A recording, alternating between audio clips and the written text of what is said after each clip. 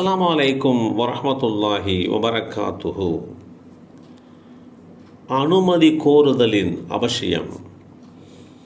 Abu சயீதில் குத்ரி ரலியல்லாஹு அன்ஹு அவர்கள் அறிவித்தார்கள், அல்லாஹுடைய தூதர் ஸல்லல்லாஹு அலைஹி வஸல்லம் அவர்கள்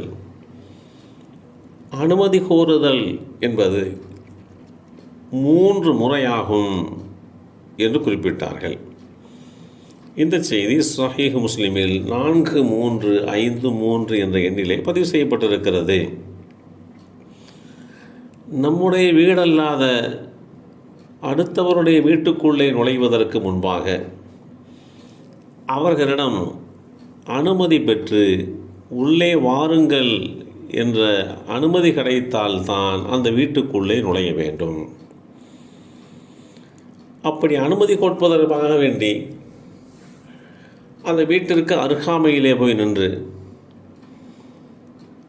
அஸ்ஸலாமு அலைக்கும் என்று சலாம் சொல்லி, இன்னாருடைய மகன் இன்னார் வந்திருக்கிறேன் என்று தெளிவுபட தன்னை அறிமுகம் செய்து கொண்டு அந்த அனுமதி கோருதல் அமையப்பெற வேண்டும் என்று இஸ்லாம் வழிகாட்டி தருகிறது.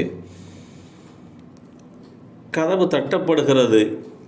உள்ளே இருந்து யார் வந்திருக்கிறார்கள் என்பது போல் கேட்கப்படுகிறது. அந்த கேள்விக்கு இன்னாருடைய மகன் இன்ன நபர் வந்திருக்கிறேன் என்று தன்னுடைய தகப்பனாருடைய பெயரையும் சேர்த்து அந்த இடத்திலே தெளிவாக எடுத்து சொல்ல வேண்டும். உள்ளே வாருங்கள் என்று இந்த விளக்கத்திற்கு பின்பாக அனுமதி வழங்கப்பட்டால் உள்ளே நுழையலாம். அப்படி இல்லாமல் எந்த பதிலுமே இல்லை. இந்த சூழ்நிலையை பயன்படுத்தி கொண்டு அந்த வீட்டுக்குள்ளே நுழைவது மிகப்பெரிய ஒரு குற்றமாகும், ஒரு பாவமாகும். வீட்டிற்குள்ளே இருக்கின்றவர்கள் ஏதாவது முக்கிய வேலை நிமித்தமாக இருக்கலாம், அல்லது தொழுது கொண்டிருக்கலாம், அல்லது நமக்கு பதில் தர இயலாமல் இருக்கலாம். இப்படி பல சூழல்கள் இருக்கின்றன. வீட்டுக்குள்ளே இருப்பவர்களுக்கு நாம் தான் அனுமதி கேட்டு விட்டோம், சலாம் சொல்லி பார்த்தோம், பதில் வரவில்லையே, உள்ளே சென்று என்னவென்று பார்க்கலாம் என்று உள்ளே நுழையக்கூடாது என்று இஸ்லாம் மிக தெளிவாக எடுத்து சொல்கிறது. அல்லாஹுடைய தூதர் ஸல்லல்லாஹு அலைஹி வஸல்லம் அவர்கள் இப்படித்தான் வழிகாட்டி தந்திருக்கிறார்கள். நீங்கள் ஒருவரை சந்திப்பதற்காக வேண்டி அவருடைய வீடு தேடி சென்றால், அவருடைய இருப்பிடம் தேடி சென்றால், அவரிடத்தில் நீங்கள் உள்ளே வரலாமா என்று தன்னை அறிமுகம் செய்து கொண்டு, அவருக்கு எப்படி அறிமுகம் செய்தால் புரிந்து கொள்ள முடியுமோ அப்படி அறிமுகம் செய்து கொண்டு உள்ளே நுழைவதற்கு அனுமதி கோருங்கள். உள்ளே வாருங்கள் என்று அவர் சொன்னால் உள்ளே போங்கள். அவர் எந்த பதிலுமே சொல்லவில்லை. அப்படிப்பட்ட ஒரு சூழ்நிலையிலே நீங்கள் திரும்பி வந்து விட வேண்டும். கதவை திறந்து பார்ப்பது, கதவை மேலும் மேலும் அசைப்பது,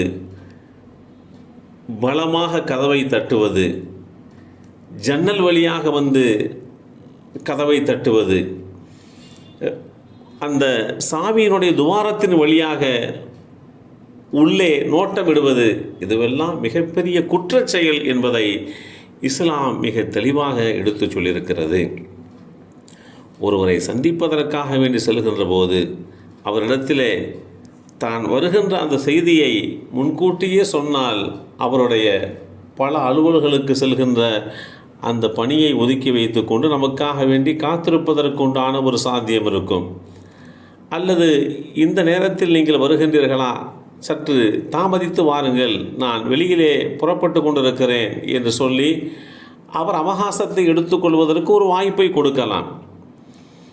அவர்கள் அவசரமாக எங்காவது பயணத்திற்காக வேண்டி புறப்படுகின்ற நேரத்திலே நாம் அனுமதியை பெற்றுக்கொண்டு உள்ளே சென்று அவர்களை சிரமத்திற்குள்ளாக்கக்கூடாது என்கின்ற விஷயங்களையும் புரிந்து கொண்டு ஒருவரை சந்திப்பதற்காக வேண்டி அவருடைய இருப்பிடத்திற்கு செல்கின்ற போது இப்படிப்பட்ட நடைமுறைகளையெல்லாம் பின்பற்றி கொள்ள வேண்டும் என்று இஸ்லாம் வழிகாட்டி தருகின்றது. எல்லாம் வல்ல அல்லாஹ் அருள்பாலிப்பானாக. அஸ்ஸலாமு அலைக்கும் வரஹ்மத்துல்லாஹி வபரகாத்துஹு.